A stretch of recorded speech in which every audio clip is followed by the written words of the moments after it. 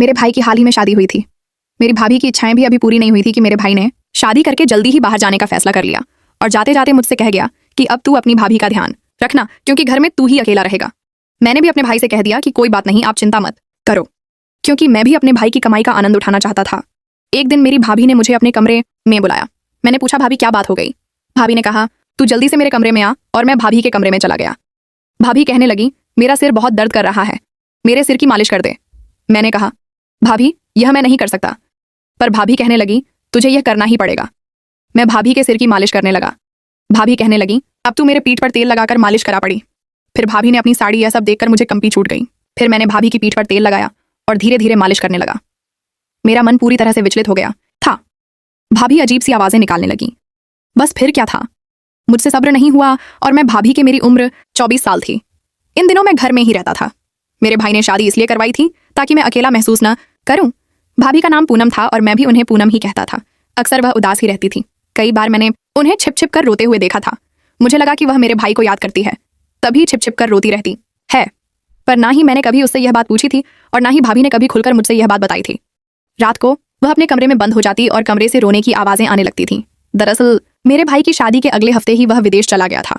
एक नई दुल्हन के लिए अपने पति के बिना रहना बहुत मुश्किल हो जाता है। लेकिन मेरे भाई ने तो शादी सिर्फ मेरे लिए ही की थी, क्योंकि मैं घर में अकेला रहता था और अब घर की जिम्मेदारी संभालने के लिए एक औरत का होना जरूरी था। इसीलिए भाई भाभी को मेरे हवाले छोड़कर चला गया। पूनम भाभी बिल्कुल अकेली रहती थी। उसका ख्याल भी मैं ही रखता था। वह भी एक 28 साल की जवान औरत थी। रिश्ता न मिलने के कारण मेरे भाई के साथ उसका विवाह हो गया था, क्योंकि बीतते समय के साथ उसकी उम्र भी बढ़ती जा रही थी। एक रात में सोने के लिए लेटा हुआ था जब भाभी मुझे आवाज देकर बुलाने लगी। मैं सोच रहा था कि इस समय भाभी को मुझसे क्या काम हो सकता है। यही सोचकर मैं जल्दी जल्दी भाभी के कमरे में चला गया, क्योंकि भाई ने जाते जाते सारी जिम्मेदारियां मुझ पर डाल दी थी। उन्होंने कहा था कि मेरे बाद घर की जरूरतों का ध्यान रखना और सच्चे दिल से अपनी भाभी की सेवा करना। क्योंकि भाई के पैसों पर मैं ऐश करता था, इसलिए मैं यह नहीं चाहता था कि वह भाभी मेरी भैया से कोई शिकायत करे। जब भी भाभी ने वापस आने की बात की तो उसने कोई ना कोई चाल चलकर आने से मना कर दिया। रात के 12 बजे भाभी ने मुझे आवाज देकर अपने कमरे में बुलाया और मैंने ये सोचकर चला गया कि कोई जरूरी काम होगा। पर वहां जाकर मैं हैरान रह गया, क्योंकि वह खुद बिस्तर पर लेटी हुई थी। मैं घबराकर दरवाजे पर ही रुक गया। भाभी को आवाज देकर पूछा, भाभी मुझसे कोई काम था? मेरी आवाज सुनकर वह उठ गई और मैंने सोचा कि हमेशा की तरह अपने दुपट्टे से खुद को ढक लेगी, क्योंकि वह सारा दिन दुपट्टा ले रखती थी। मैंने कभी उसे इस तरह नहीं देखा था। पर मेरी आवाज सुनकर वह कहने लगी, समीर अंदर आ, मुझे तुझसे कुछ जरूरी काम है। भाभी अभी भी वैसे ही लेटी हुई थी। मैं कमरे में गया, लेकिन मेरी नजरें झुकी हुई थीं और मैं शर्मा रहा था।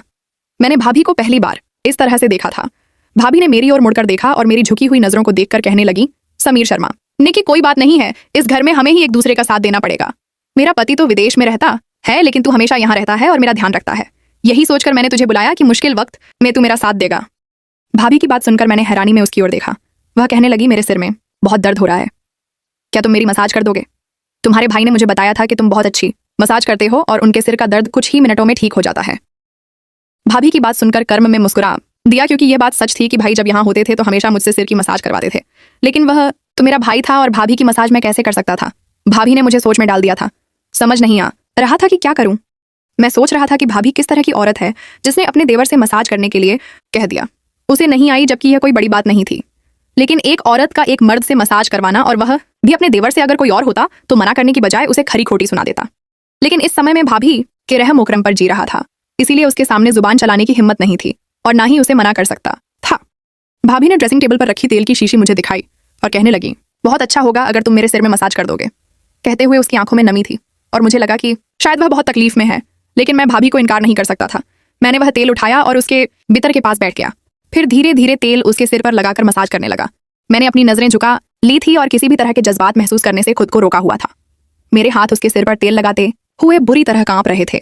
मैंने आज तक भाभी की बहुत मदद की थी, लेकिन भाभी ने मुझसे कभी इस तरह की फरमाइश नहीं की थी। जैसे जैसे मैं तेल लगाता गया, भाभी की अजीब आवाजें कमरे में गूंजने लगी। ऐसा लग रहा था जैसे उसे आराम मिल रहा हो। मैंने दोबारा उसकी ओर नहीं देखा और ना ही उसके चेहरे पर नजर पड़ी। मुझे शर्म का एहसास हो रहा था और मैं वहां से जाने की इच्छा कर रहा था, लेकिन मैं मजबूर था। अगर मैं भाभी को मना करता और ये बात मेरे भाई को पता चलती तो भाभी की कोई बात नहीं मानी जाती, वरना मेरा खर्चा पानी बंद हो जाता। भाभी की नीयत कुछ ऐसी थी कि उसने कभी भी किसी चीज से मना नहीं किया। मैं बिना किसी झेके के उससे पैसे मांग लेता था और वह बिना सवाल किए मुझे दे देती थी। काफी देर तक मैंने मसाज करना जारी रखा और उसकी आवाजें कमरे में गूंजती रहीं। इसके बाद शायद उसे नींद आ गई थी, क्योंकि उसकी आवाज आना बंद हो गई। फिर मैं उठकर अपने कमरे में चला आया। पहली बार मैंने किसी औरत की इस तरह मसाज की थी और इस बात ने मेरे अंदर आग लगा दी थी। भाभी के गोरे चेहरे ने मुझे भी नशे में डाल दिया था। जैसे ही मुझे ख्याल आया कि वह मेरे भाई की पत्नी है, मैंने सोचा कि अब मैं उसके कमरे में नहीं जाऊंगा। अगली सुबह भाभी पूरी तरह से दुपट्टा ले हुए थी और मेरे लिए रोटी बना रही थी। फिर मैंने आगे बढ़कर रोटी ली और वह मुझसे कहने लगी, समीर, तुमने मेरे सिर का दर्द खत्म कर दिया है। मैं तुम्हारा धन्यवाद करना चाहती हूँ। उसकी बात सुनकर मैं शर्मिंदा हो गया। मैंने कहा, असल में आप पूरा दिन घर में काम करती रहती हैं, इसलिए आप थक जाती हैं। मैं कोशिश करूंगा कि आपके काम में मदद कर दूं या फिर आप कोई नौकर रख लें। मेरी बात सुनकर भाभी कहने लगी, मुझे थकावट तब तक नहीं मिटेगी जब तक मेरा पति नहीं आएगा। उसी दिन मेरी थकावट दूर होगी। मैं उसके शब्दों को समझ नहीं पाया, लेकिन वह रसोई में चली गई और मेरे काम का समय हो गया। मैं घर से चला गया। सारा दिन मेरे दिमाग में भाभी ही घूमती रही। दोपहर को जब मैं घर आया, मेरी बहन भी घर आ गई थी।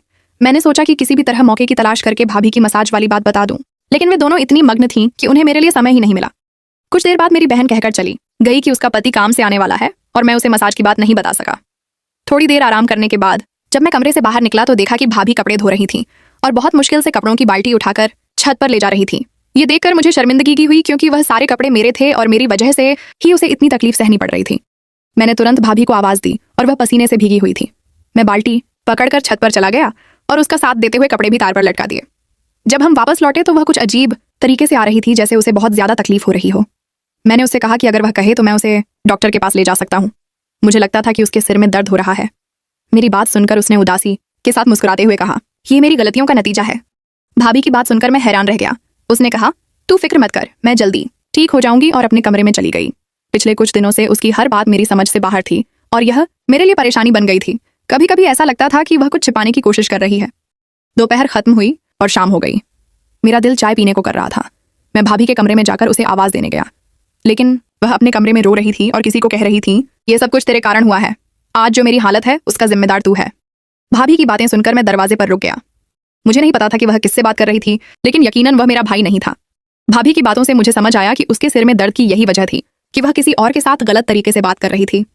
मेरी समझ में नहीं आ रहा था कि यह सब सुनकर मुझे क्या करना चाहिए। बिना सोच विचार किए मैंने अपने भाई को फोन कर दिया। मैंने उससे कहा, आप वापस क्यों नहीं आ रहे? वह कहने लगा, क्या हुआ, सब कुछ ठीक तो है ना? मैंने उसे बताया कि उसकी पत्नी कैसे हरकतें कर रही है और बस यही कहा कि उसे तुम्हारी याद आ रही है, इसीलिए जल्दी आ जाओ। कुछ बातें करके उसने फोन काट दिया। फिर मैं सोचने लगा कि मुझे क्या करना चाहिए। फिर उस रात भाभी ने मुझे आवाज देकर अपने कमरे में बुलाया। मैं उसके कमरे में गया और वह लेटी हुई थी और सिर की मसाज करने के लिए कह रही थी। मैंने चुपचाप तेल की शीशी उठाई और उसके सिर में मसाज करने लगा। मैं सोच रहा था कि वह मेरे पास से अपने सिर की मसाज क्यों करवा रही है। मुझे लगता था कि जब मैं कॉलेज जाता तो घर में कोई आता होगा। ये देखने के लिए अगले दिन मैं कॉलेज से जल्दी वापस आया, लेकिन यह देखकर मैं हैरान हो गया कि घर तो बिल्कुल सुनसान था और घर में कोई नहीं था। मैं घर से थोड़ी दूर खड़ा था और कुछ देर बाद भाभी घर आई, पसीने से भीगी हुई। वह घर का दरवाजा खुलकर अंदर चली गई। मैं तुरंत घर गया और भाभी से पूछने लगा कि उसने पूरा दिन क्या किया। भाभी मुझे घर के कामों के बारे में बताने लगी, लेकिन उसने यह नहीं बताया कि वह बाहर क्यों गई थी। अब मुझे पक्का यकीन हो गया था कि वह कुछ ना कुछ गलत कर रही थी। पूरा दिन मैंने इसी तरह बूझैन होकर बिताया। मैं भाभी का सच जानना चाहता था। फिर रात के समय भाभी ने मुझे अपने कमरे में बुलाया। मुझे पता था कि वह मुझसे मसाज करवाना चाहती है, लेकिन मेरा दिल इस बात के लिए मान नहीं रहा था।